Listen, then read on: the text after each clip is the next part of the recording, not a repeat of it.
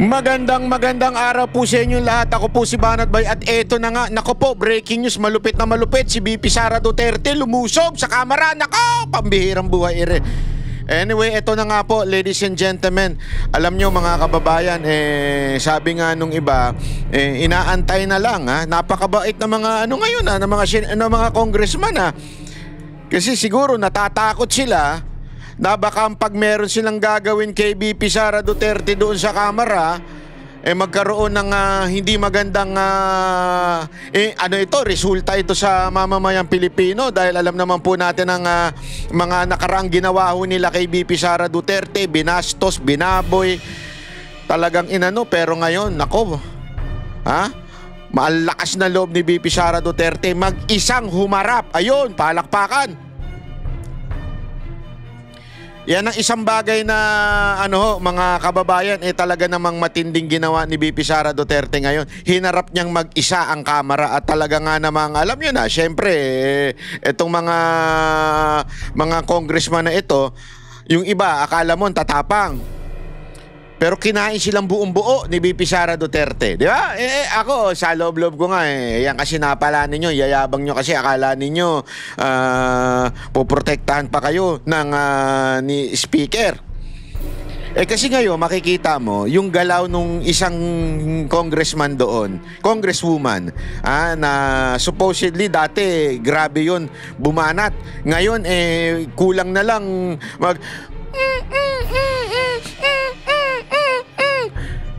hindi, talagang panayang talagang ang galang. Ibig sabihin nun, ano ibig ko lang sabihin nun? Yun ay malamang sa malamang kasi yun ang parang parang alam ko sa ngayon siya yung parang pumalit kay Zaldico. Pagkaalala ko hindi ako sure pero parang ganun ang dating nun. So ibig sabihin po, ladies and gentlemen, correct me if I'm wrong, pero parang yun ang sisimbolo ng ni Romualdez. Kasi nandun yun sa majority, siya yung pinaka doon yung iba kasi, yung katulad nung sa minority na yung dalawang galing sa bundok na mambabatas, wala yun. Alam naman natin ang karakas ng mga galing sa bundok ng mga mambabatas di ba? Talagang talagang walang pinag-aralan yung mga yan. So ito namang isa, halatang-halatang kung paano sila takot yung majority dito kay VP Sara Duterte papakita ko sa inyo kung paano nilusob ni VP Sara Duterte etong kamera at grabe akala mo kung yung pagtatanong sa kanya talagang akala nila mabibitin, pero ladies and gentlemen, binaboy ni VP Sara Duterte. At ang maganda dito, yung ginagago ka na hindi mo pa alam. Hindi, alam mo, yan ang pinakamatinding panggagago sa lahat, yung hindi mo pa alam na ginagago ka. Kasi alam mo, kung ikaw, halimbawa, babastusin ka. Kuwari, isang tao, binabastos ka, di ba? Pag ikaw, relax ka lang, yun ang babastos sa'yo ang nagbumukhang tanga. Tama, mali. Pero ito, ladies and gentlemen, siya po, yung si VP Sara Duterte, ay relax lang. Pero bumabanat siya na hindi alam ng mga congressman doon. Ganun kagaling si VP Sara Duterte.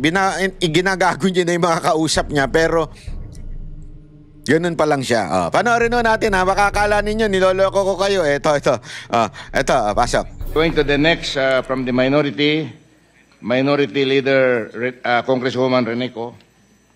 Please go ahead. Good morning to the Vice President. Good morning to my colleagues. I'd like to take off po sa questioning ni Representative Tino. Meron po kasing minention na list of destinations na tinake ni Vice President this year under Travel Authority. But we like to take note na in a press conference of the Office of the Vice President, sabi nila matalino ito. Itong nagtatanong nila, sabi nila mga cum laude, mga laude, ganun. Bakit ang tagal? Kaya tagal mo magsalita. Sabihin mo na kung anong gusto mo itanong. meron pong security and staff na kasama si Vice President. So can we ask po, no, paano po pinopondohan yung pagpunta, flight and accommodations ng staff and security ng OVP? Madam Chair, may I be allowed to ask a question? Yan na. Depende sa nature, Madam Vice President. Yes. Magpinsan po ba si Congressman ko ngayon tsaka si Zaldico? That's the best. Look. That's the best question ever.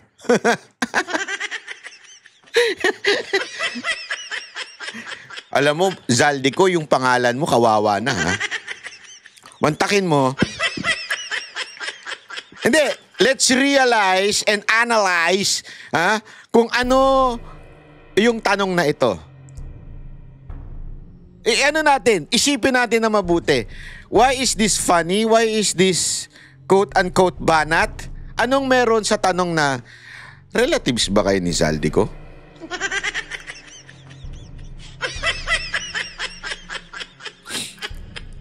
Just for you to understand. Halimbawa lang. May suot kang patik o kaya Rolex. Tapos kumakagasta ka tila parang wala kang katapusan. Ika nga, ibig sabihin parang walang bukas. Parang gano'n, di ba? Tapos bigla ka sinabihan na, kamag-anak po ba si Zaldico?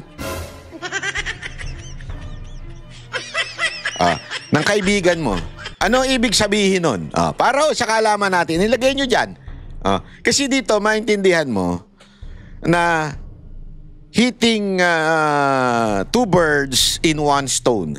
One, bumabanat siya dun sa babae na nagtatanong sa kanya. Two, binabanatan niya si Zaldico. Para bagang sinasabi ni VP Sara Duterte dito, ganun ka ba?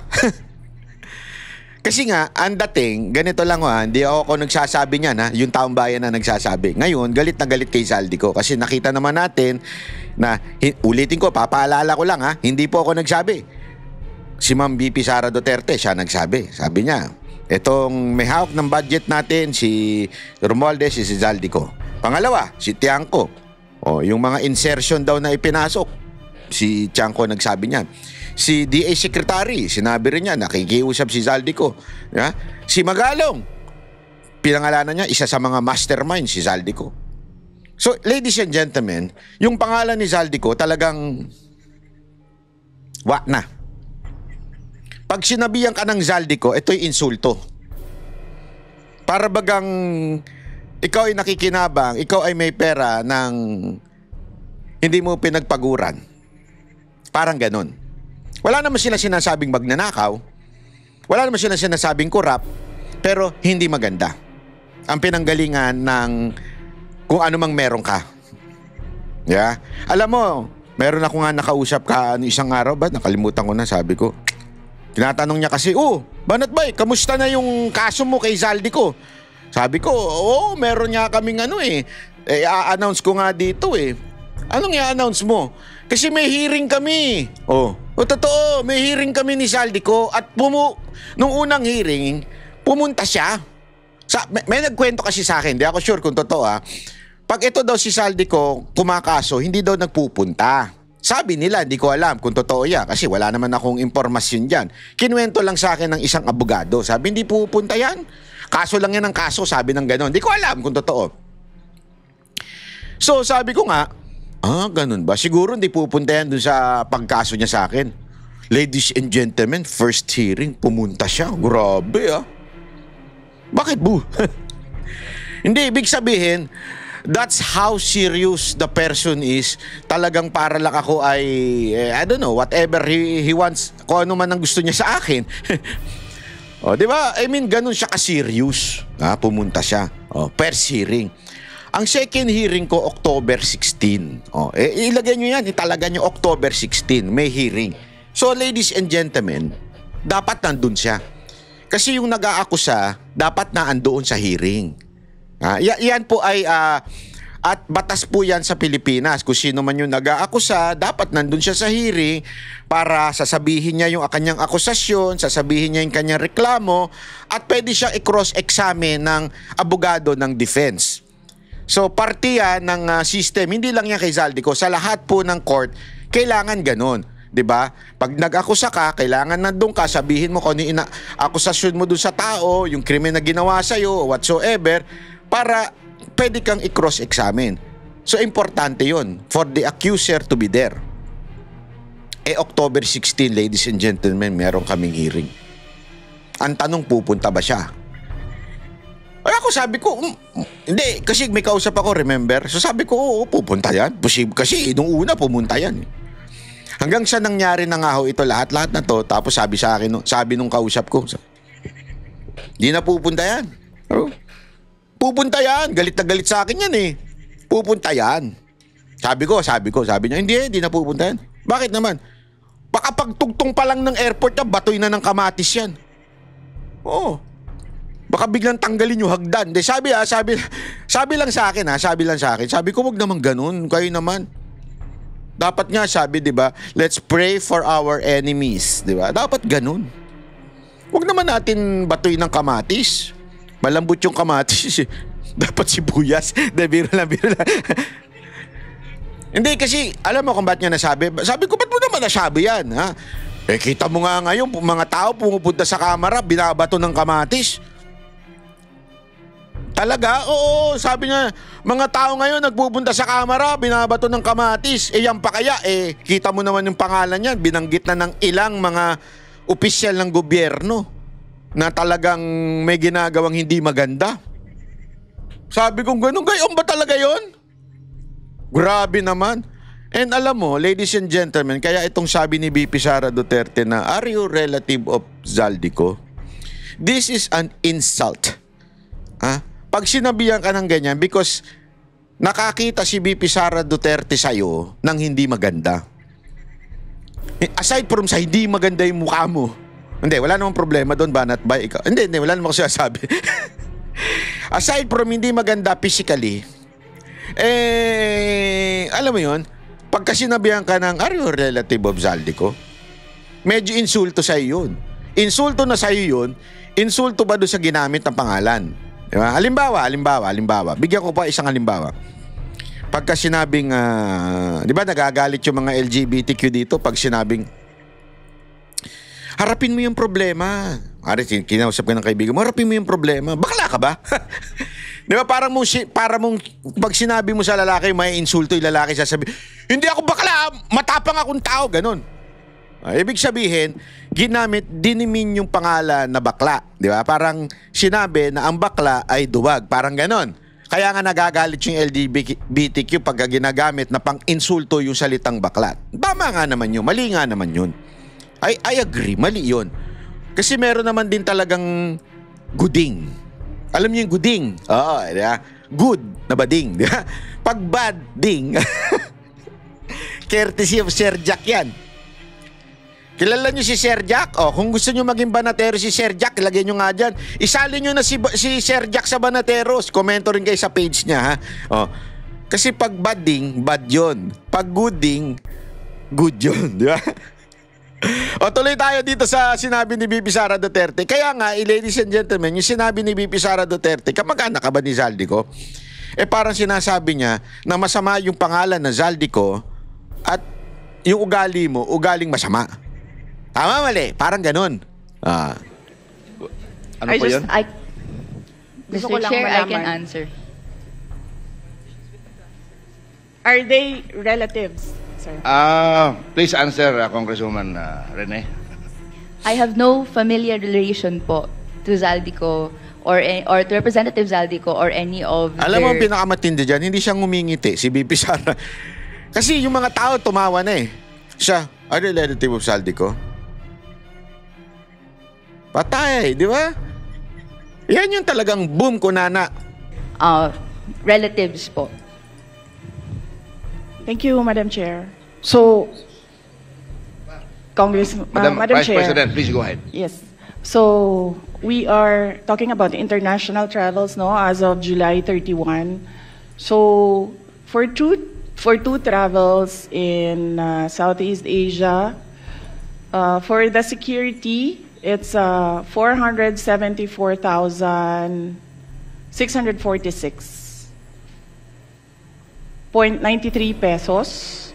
And for the OVP personnel, these are for two trips, 463,733.6 for a total of 938,379.99. For one trip to Australia, for the security, it's 438,383.26.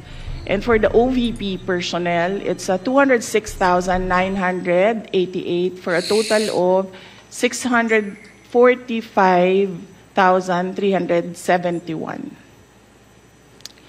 For the Middle East and Europe, 3 trips.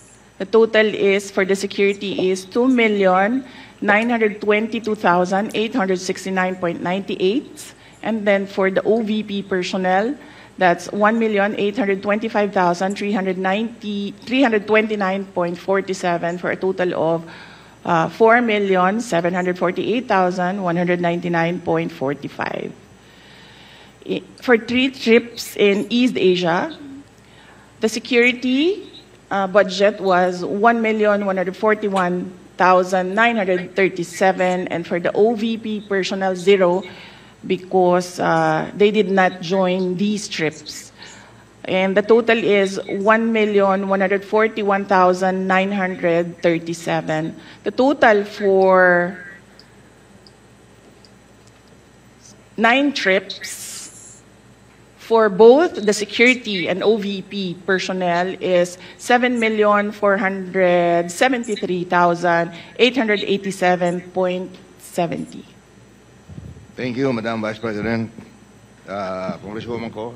Mr. Chair, may we request a detailed copy of the report that the Vice President gave in relation po sa spending po ng security and staff for foreign trips abroad.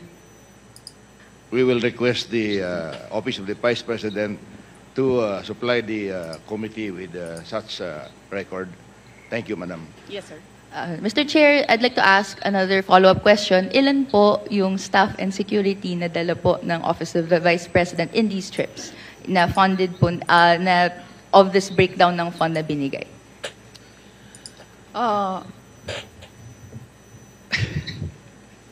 Luoy na kayo mong naong, sir ba? Ano yun? Hindi ko maintindihan. Bibisara. Meron ba ditong Bisaya na pwede tutor sa akin? Private tutor? Kasi lagi na lang ako hindi makaintindi ng Bisaya. Hindi po kasi ako Bisaya, mga kaibigan. No, baka merong private tutor dyan. Ano requirement, Banat Bay? 16 to 21. Ay, bata naman nun, 16. 7. 18 to 21 years old.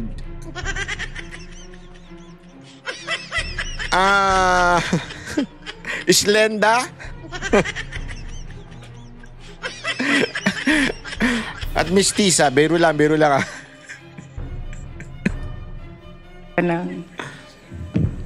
Madam Chair, for the security, I understand they recommend, the Armed Forces of the Philippines recommend 3 to 4 security personnel, but the Office of the Vice President only approves 2 security personnel. And for the Office of the Vice President personnel, that's 1 ceremonial and diplomatic affairs employee, 1 for MPRD. Ito, take note, ladies and gentlemen, ha.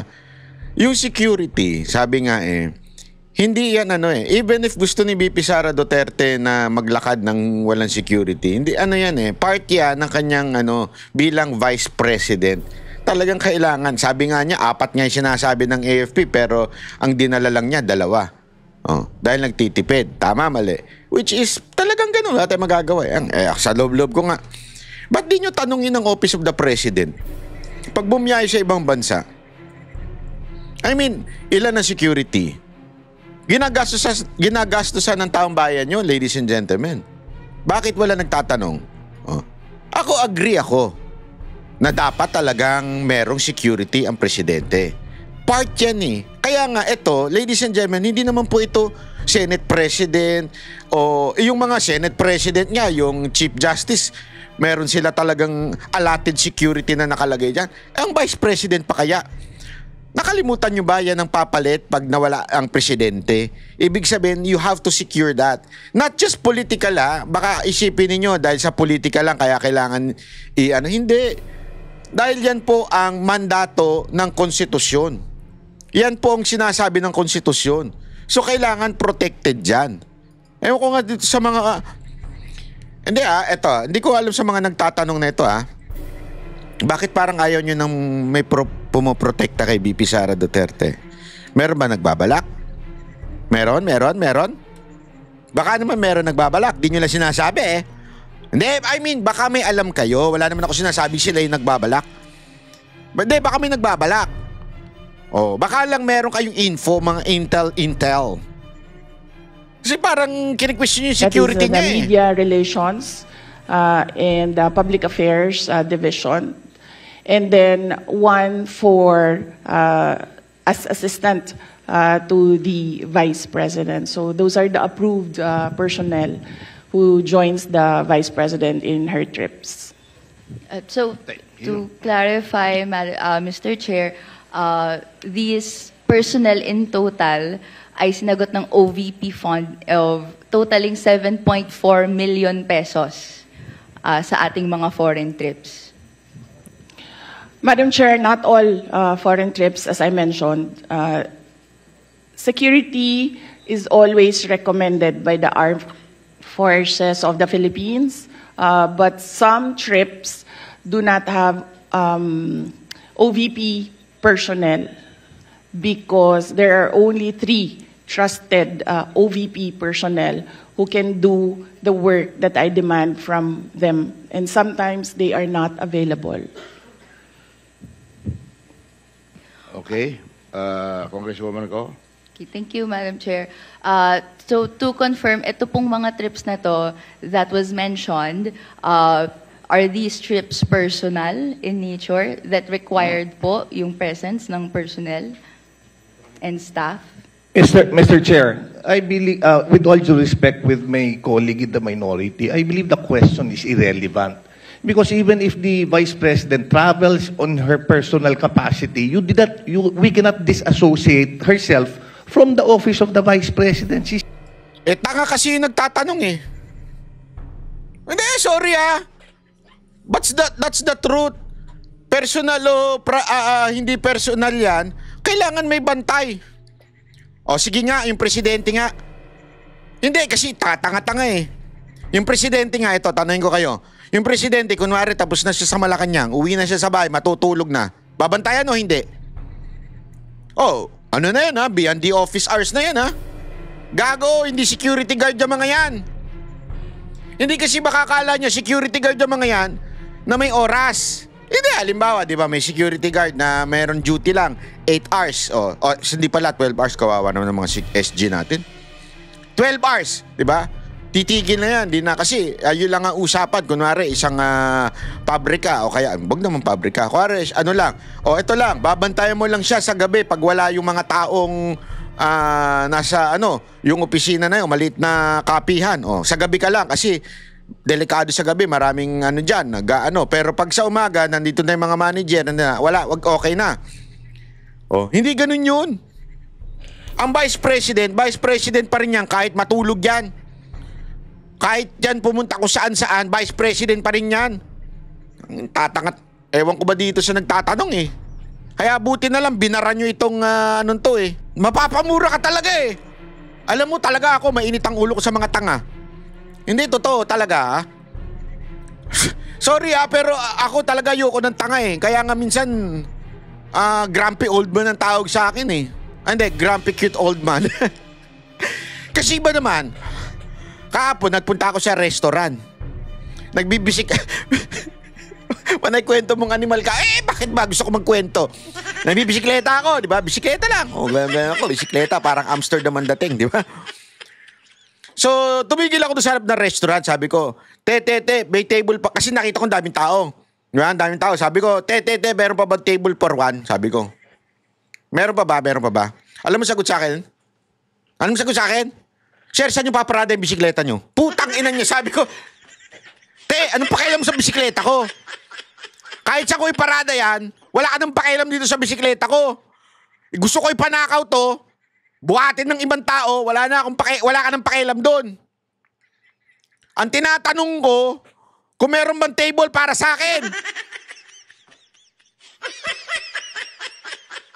Talagang gumanon yung ano ko. Sabi ko, anak ng wewe to ah. Te, wag mong tanungin yung bisikleta ko. Dito to, bidara ko eh. Sabi ko, wala kang pakialam sa bisikleta ko, te. Kung gusto kong panakaw yan, papanakaw ko yan. Si Banat Boy, concern lang yung tao eh. Sabi ko, asikasuhin mo kung meron akong pwede ba pang isang tao dyan. Oh. Alam mo not once but twice. So, nandun ako, nag-aantay ako sa labas. So, bumaba ako ng bisikleta. Sabi, alam mo ginawa? Nagtawag pa ng isang waiter. Sabi, yung bisikleta niya. Te, ano ba pakialam mo sa bisikleta ko? Hindi, ito, seryosong kwento ito ha. Seryosong kwento ito. Sabi niya yung bisikleta niya. Te, ang hinatanong ko kung meron pa bang available na space para sa akin kasi kakain ako. Kasi kung wala na, aalis na lang ako. Bago ko iparada yung bisikleta ko sa tamang paradahan. Nagigits mo, te? Ano to? Kaka-high blood. O tuloy, parang ganito yung nagtatanong eh. Ano sabi niya? Pagka-personal ba, kailangan kasama ang security mo? O di ba? Hindi. Ako nagtatanong lang sa inyo ha. Ako nagtatanong lang. Anong klase katangahan yan? Vice President yan. Ano, kailangan, hindi, tapos na ho ang trabaho namin kasi matutulog na ho kayo. O tapos na ang trabaho namin kasi mamamasyal na kayo. Uwi na kami. Ganon? Ba't ba gusto nyo mag-solo si VP Sara Duterte? Ako tuloy nagdududa na ha. Hindi, ako tuloy nagdududa na. Tila gusto ninyo mag-isa si VP Sara Duterte parang wala nagbabantay. May kaibigan ba kay NPA? Hindi, ako nagtatanong kasi ang galit na galit kay VP Sara Duterte, mga NPA. May kaibigan ba kay NPA? Na nagbigay ng info sa inyo. Nagtatanong lang. And staff? Mr. Chair, I believe, with all due respect with my colleague in the minority, I believe the question is irrelevant. Because even if the Vice President travels on her personal capacity, we cannot disassociate herself from the office of the Vice President. She's still the Vice President. Exactly. The reason for the travel is business, but she could also travel in her personal capacity, but she's still the Vice President. So I believe the question is irrelevant. With all due respect with my colleague. Mr. Chair, thank you. Just to respond po, no, this is just a mere question. Whether... Hindi, madam, stupidity yung question mo. Hindi, sabi pa naman nila matalino ka kasi nakita ko kino-compare ka doon sa doon sa pangalan nito yung si Barsaga, yung batang Barsaga. Kino-compare ka doon matalino ka daw eh. Bakit yung tanong mo pantanga? Tanungin mo pa ba yan? Kung personal yan, kailangan mo ba ng security dyan? Inang tanong niya, no? Nakaka-irita. Buti wala ako dyan. Ma-ethics talaga ako dyan. Pag ako naging congressman, sigurado ethics abutin ko. Oh. The nature of the trip is personal or business po, no? Or whether it's official. This is a question that I'd like, that could be posed, and I hope to post po to the Madam Vice President. Madam Chair, it depends. If I have activities for the Office of the Vice President abroad, the 3 OVP personnel join the trips. But if the trip is purely personal and I do not have events for the Office of the Vice President, they do not join the trips. So in the graph, in the table that I mentioned earlier, Yan, malinaw yan ha. Yung mga tauhan niya sa Office of the Vice President, pag personal ang lakad ko, hindi niya kailangan yun. Naturalmente. Alam mo, nakakairita rin naman yung may kasakasama ka na mamamasyal ka. Di ba siyempre, family first, family talaga. Oh. Hindi mo pwede isasama yung mga nasa opisina mo. Personal yun eh. Yun ang sinasabi niya dito. Pero pagdating sa secure o sa magsisecure sa kanya, wala siyang choice doon. Kailangan siyang bantayan. Bakit? Unless gusto niyo talagang mategi na siya, di ba? those were the trips that the three personnel from the Office of the Vice President joined. But in the case of security personnel, this is something that is beyond the Office of the Vice President. It is decided by the Armed Forces of the Philippines. Malinaw. It is decided by the Armed Forces of the Philippines. So, yun. Grabe, ha? Malinaw na malinaw po yan, ladies and gentlemen. Kaya sabi ko sa inyo, nayari yung mga nagtatanong dito. Isa pa ito, nayari din to. Kasi alam mo, ewan ko ha, bakit may mga tangang tanong, ano? Hindi ko magets. Ba't ganun, ano? May mga talagang taong kunwari, nakaupo ka, kumakain ka na, di ba? Kumakain ka na. Biglang tatanong sa'yo, sir, mag-isa lang po kayo? Tangina, may nakita ka bang iba? Kumakain ka na. Sana kung nakaupo ka pa, tipong hindi ka pa, kumakain ka na eh. Mag-isa po kayo?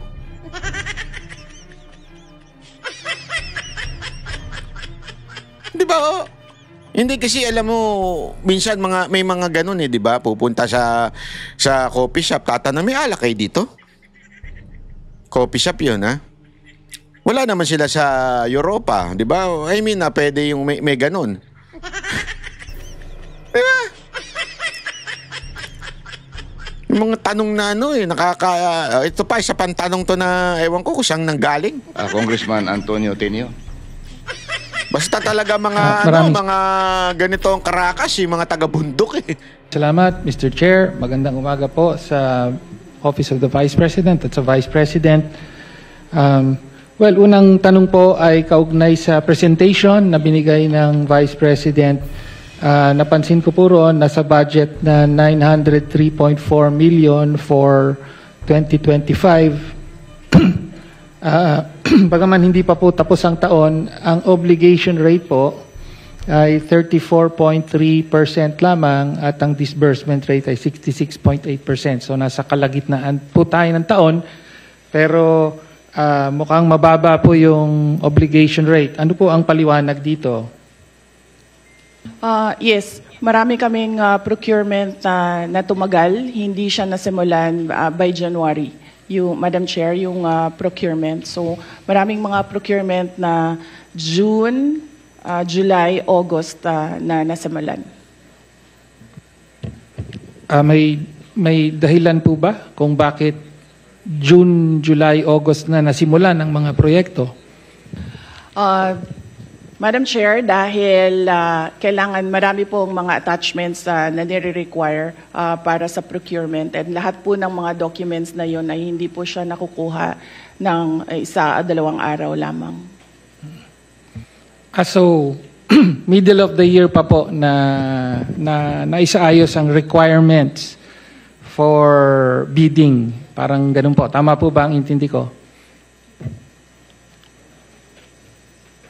Yes, Madam Chair. Yes, thank you. Okay. Ngayon, mabalik po tayo sa last August 8, 2024, nag-issue po ng Notice of Disallowance ang COA, Commission on Audit, sa 73.28 million na halaga ng confidential funds for 105 activities supposedly held by the Office of the Vice President from December 13 to December 31. Sabi ng COA ay wala raw accomplishment reports na ipakita or sinubmit ang Office of the Vice President para dito. at inaatas na o inuutos na ibalik ang pera ng Vice President ni Gina Acosta bilang Special Disbursing Officer at ni Julieta Villa del Rey bilang Chief Accountant. Mag-iisang taon na po, ayon sa COA rules ay may 6 months po para mag-appeal. Ano na po ang status ng Notice of Disallowance na ito? Madam Chair, I suggest that the congressman ask this during the hearing of the Commission on Audit.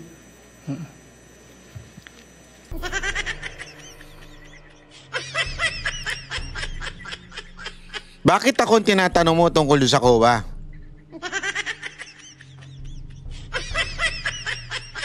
Kung hindi sumasagot ang COA, bakit ako tinatanong mo? Parang ganun na sagot niya. Ako na lang mag-re-rewards ng mga sinabi ni VP Sara Duterte. Bakit ako? Bakit ako? Bakit ako? Tungkol sa COA yan Bakit di si COA ang tanungin mo? Inan yung...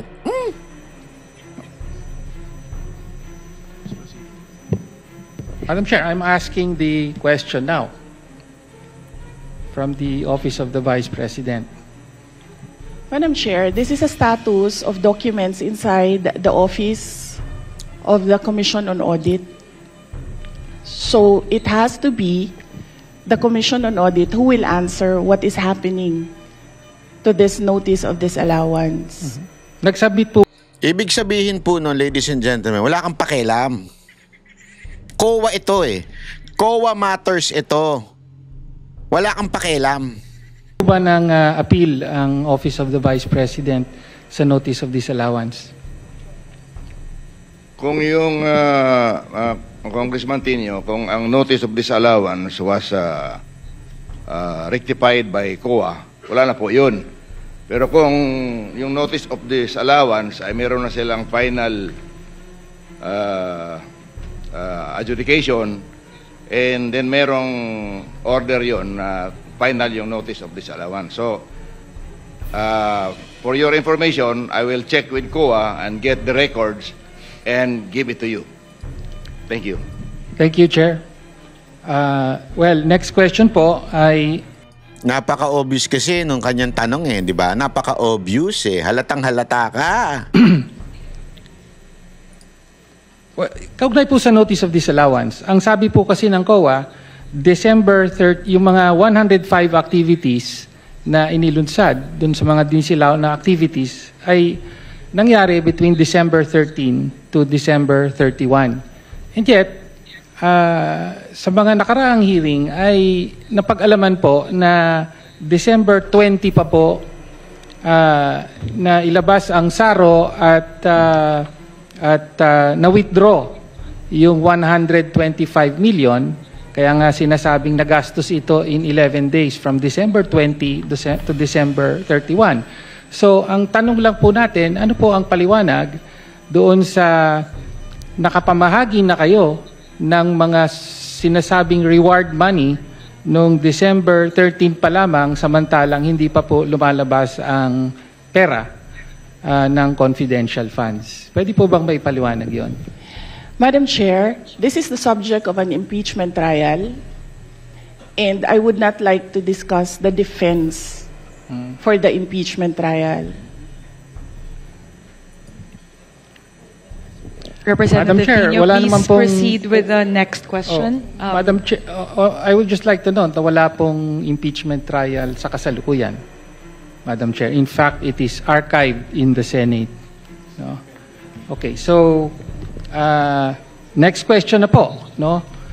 Lumabas din po sa nakaraang mga hearing sa House na nag-submit po ang Office of the Vice President ng 2,670 accomplishment reports at kasama para po sa liquidation ng 500 million pesos worth of confidential funds under the Office of the Vice President.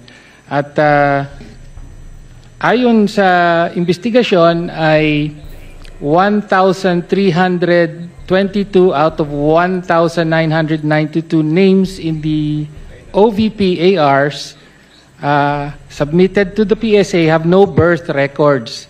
So kasama po dito yung mga pangalang Mary Grace Piatos, Fernando Tempura. Yan na naman sila. Meron pang Shell Jokno. No? Kindly wind up your Opo. question. Again, pwede po bang mapaliwanag ng Vice Presidente kung bakit ganon ang sinubmit at bakit walang supporting documents ang mga accomplishment reports na ito? Madam Chair, again, first, if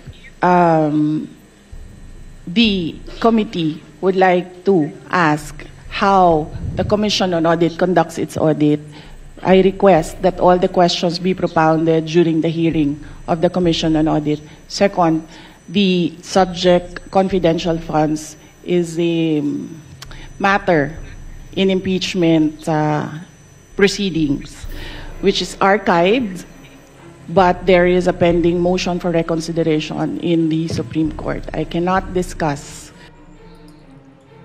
Ay, sorry. Uy, nawala. Naku.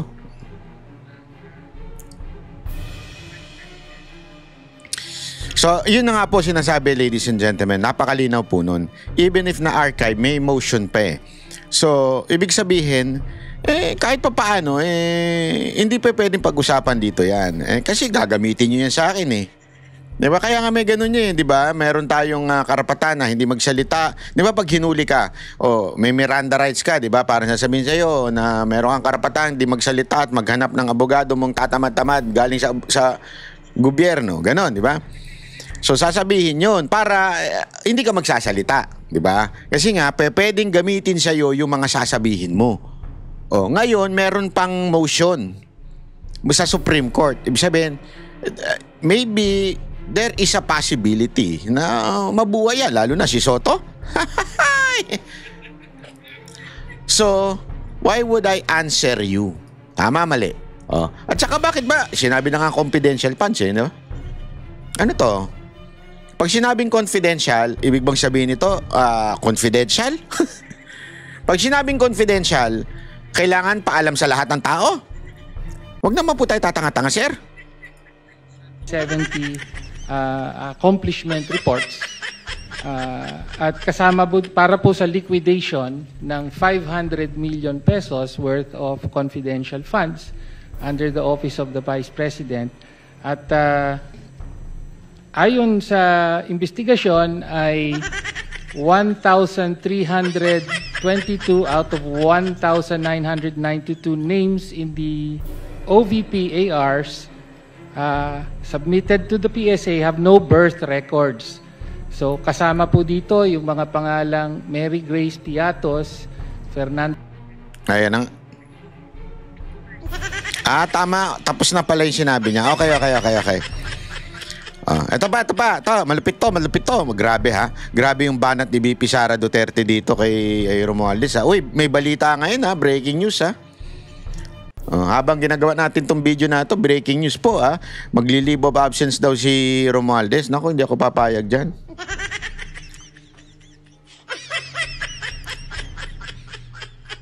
Dapat managot pa rin siya.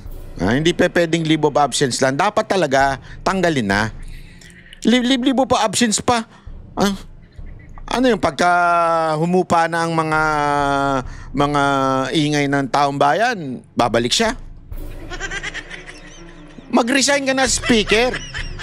Mas maganda nga, mag-resign ka na bilang congressman. Mas maganda nga, dumiretso ka na sa bilibid. Biro lang. Walang ganun. Biro lang po yun. Di ba? Eto, pakinggan natin yung sagot ni VP Sara Duterte patungkol sa, alam mo yung Baybanon tsaka Marcos dito. Tangali po. Baka na po aware po kayo sa recent notes ko ni Cavite Representative Kiko Bagzaga sa House. Parang china-challenge na po kasi yung leadership ni House Speaker Martin Romualdez. Dapat lang. Dapat lang talaga. Dahil nakita niyo naman yung budget yung 2023, 24, 25. Malamang agawan na naman yan ng budget sa 2026. At lahat yung mga past budgets natin, makita natin na it was under the leadership of Speaker Martin Romualdez. Ma'am, dahil hindi mamatay-matay yung issue ng ouster attempt dito sa Kamara, kayo po ba may personal po ba kayong bet for the speakership? Wala, hindi ako, masyadong madami kaming inaasikaso sa Office of the Vice President para ko isipin kung anong nangyayari sa House of Representatives. Sa personal matters lang, baka meron din po kayong comment sa independent commission po. Anong position, baka may any comment. Pag ikaw, Presidente pa, tapos alam mo na kung anong nangyayari.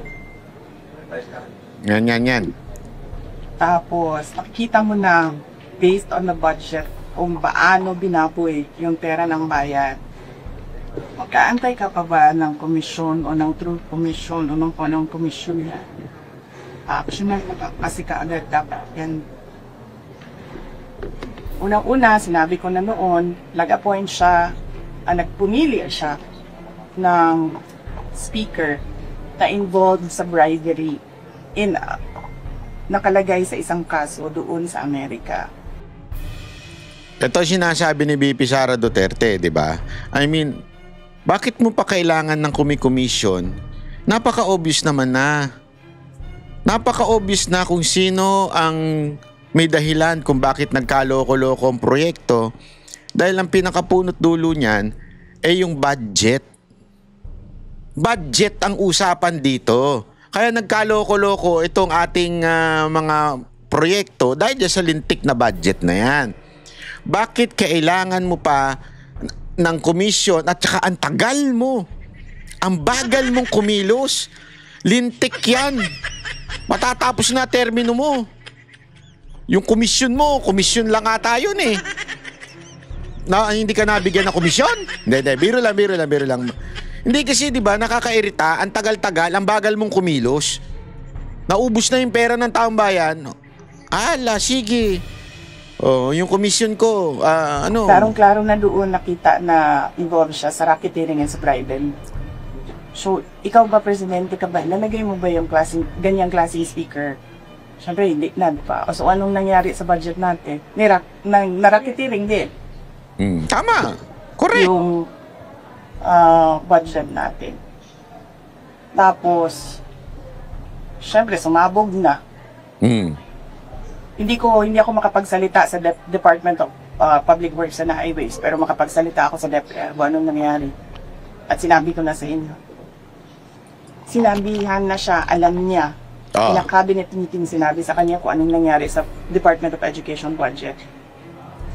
And then, wala siyang ginawa niya is nag-change na picture. So, ito ladies and gentlemen, malinaw to. Sinabihan na ni VP Sara Duterte si Bongbong Marcos noon na kinakatkong ang pera ng DepEd. Diba? Kinakatkong ng pera ng DepEd at tinuro niya kung sino. Binanggit niya yan si para daw sa kila Zaldico at kay Romualdez. Kaya nga niya sinabi si Zaldico at si Romualdez Kasi nga kinakatkong daw. Okay. Sinabi na daw niya yan kay Marcos. Anong sinabi ni Marcos? Change topic ang walang niya. Pambira, oo. Parang ikaw yung mga yung mga lalaking merong mga kabit Yung tinatanong ka, biglang change topic.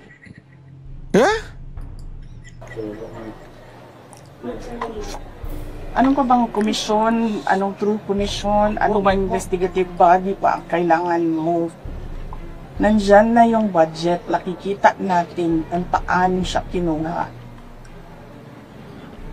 Diba dapat nun, ay diretso mo na gawin, tanggalin mo na yung speaker mo, ayusin mo na yung, sabihan mo na yung mga kaalyado mo sa House of Representatives, ayusin ninyo yung budget, tapos panagutin mo na yung, mag-lifestyle check ka na dyan sa mga congressman at sa mga staff nila, dami dyan na bahay sa abroad. Diba? Ma'am? Masyado siyang, hindi niya alam kung ano gagawin at masyado siyang... Alam mo kung paano yung hindi niya alam yung kung anong gagawin, gumaganyan-ganyan pa siya.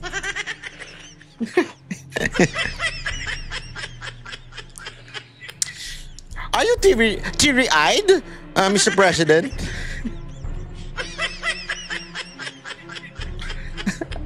Yun ang ibig sabihin ng hindi niya alam kung anong gagawin. Tama, mali? Ay, sus! Mabagal gumalaw. Nagmamadali ang Pilipinas. Pero alam niya lahat na. Nagmamadali ang Pilipinas, siya lang ang hindi.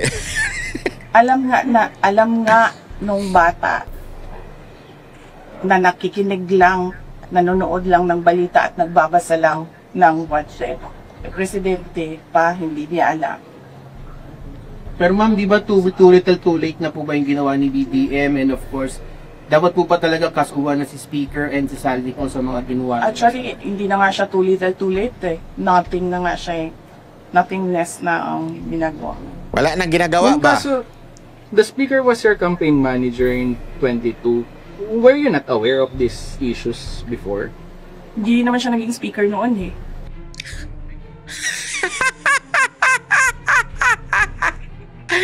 Yung nagtatanong kasi condescending eh. Kala mo hindi naman siya speaker noon. Ibig sabihin, hindi pa siya nakahawak ng ganong, alam mo yun, desisyon pagdating sa budget. So how would I know? Kasi condescending ka eh. Para bang tinatanong mo, hindi mo alam na masama siya noon? Nayari ka, Brad. Pati ikaw nabanatan. Hindi ma'am, I mean yung bribery po, kasi na-mention niyo yung alleged bribery. Were you not aware during the 22 campaign? I do not remember the exact time kung kailan ko nalaman yung case doon sa United States kung saan nabanggit yung pangalan niya sa pagtatanggap ng bribery for the cases Wala pa yun that were filed noon. here in the Philippines. Pero hindi naman kasi ako ang pumipili ng speaker. Ang pumipili ng speaker ay ang Yung cellphone, pakibaba. At sungit to na. naging campaign Joke lang. manager lang naman Biro siya lang, biro by lang. default eh, kasi siya yung president ng partido ng lakas. Ayaw, ladies and gentlemen, ang lupit talaga ng mga birada at mga banat po ni BP Sara Duterte. Kitang-kita nyo naman. Talagang wapak, di ba? Ika nga, wapak na wapak. Hindi kasi alam mo, simpleng-simple lang naman eh. Matagal na sinasabi ito. Actually, hindi lamang po akong vlogger na nagsasabi nito eh. Marami na, nakikita ko na, pinupost na ho ito eh. Sana, may pag-asa pa nun. Kung tinanggal sana ni Marcos etong si speaker bilang speaker, kahit pa paano medyo masusurvive pa sana itong bansa. Kaya lang ang tagal kasi, ang bagal kumilos. Ngayon nga kitang-kita na ng galit ng taong bayan dahil sa korupsyon.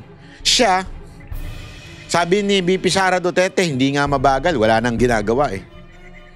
Yung Independent Commission, honestly, sino gumawa? Executive, di ba? Wala naman silang power against this branch of government, which is yung Kamara o yung mga legislative. Wala silang power doon. Kasi galing yan sa executive. So, that, sorry wala naman akong problema kay Magalong, pero magiging useless yan. Magiging useless lang yan kasi syempre, sino i-demanda? Yun na naman mga DPWH, sinong mga recommendation, yun na naman mga contractor. Pero sino ba talaga ang masasabi nating, alam mo yun, ulo nitong lahat nitong katarantaduhan na ito? Diba, yun ang dapat pinag-uukulan ng pansin. Kaya nyo ba? Bilang executive, bilang presidente? Hindi. So the only way to do it, ladies and gentlemen, is to tell your cousin, get out. And alam naman natin, wag na tayo maglokohan. Yan po ay unwritten, unspoken understanding na pagdating sa Kamara. Kung sino ang sinabi ng presidenteng Senate President, Speaker, siya ang uupong Speaker. Ganon din sa Senate President. Kung sino sinabi ng presidente, yun. Remember, siya pa rin yan. So, wala kang ginagawa talaga. Wala. Etong liblib ni Romualdez, paliblib ka pa, tanggalin mo na talaga. Di ba?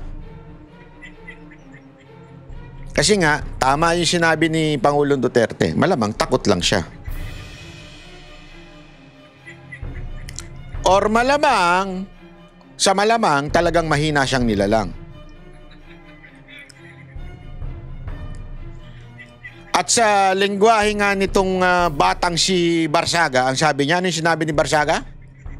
Sabi ni Barsaga, parang ngayon lang daw ata siya na nakakita ng presidente na na parang basta na sumusunod sa speaker, something like that. I'm not sure, basta correct me if I'm wrong. Parang ganun. Hindi ko alam kung kay Barsaga o kay pangalan nito, kay Madam Attorney Rowena Guansod, di ba? Kaya nga alam mo, ladies and gentlemen, panahon na. Pero alam mo, may gusto akong sabihin bago tayo magtapos. May gusto akong sabihin. Alam niyo yung kantang Upuan? Kayo na nakaupo. Yung kantang ganon, di ba? Usong-uso ngayon yan, trending.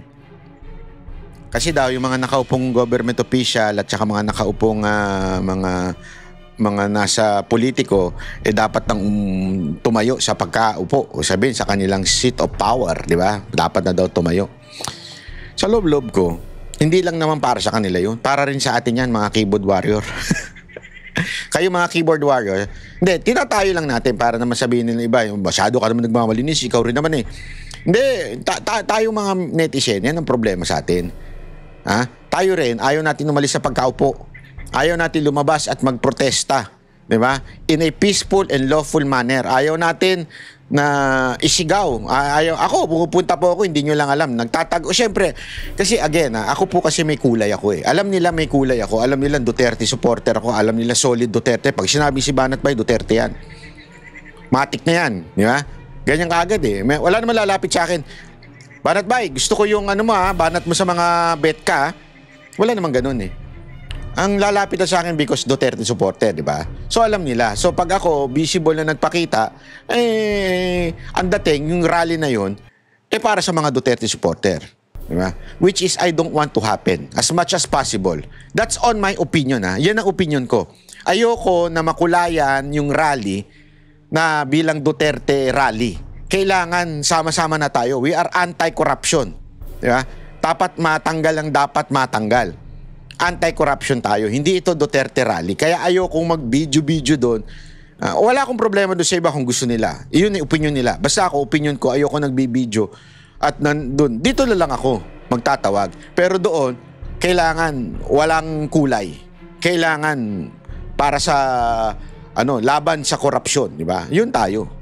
Okay? So sana, kung may panahon kayo, daan-daan tayo sa kamera. Huwag niyong kalimutang magdala ng kamatis at sibuyas. Tapos magdala na rin kayong tuyo. Para kumain kayo naman. Baon yung pangkain. Okay? Oy, by the way, highway If you like the video, subscribe para agad-agad meron kayong manonotify kayo. Pangalawa, kung pwede rin para si Banat Bay, kung gusto nyo talaga si Banat Bay, mag-membership na kayo. Sabihin nyo, yung may click dyan, click membership. Sabihin, sumusuporta kayo monthly kay Banat Bay.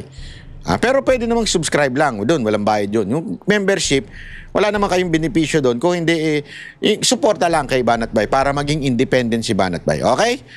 Para mapagpatuloy na maging independent. Salamat po ba? Ako po si Banat Bay. Salamat po. Yan ang Banateros, boses ng ordinaryong Pilipino. Banateros ay walang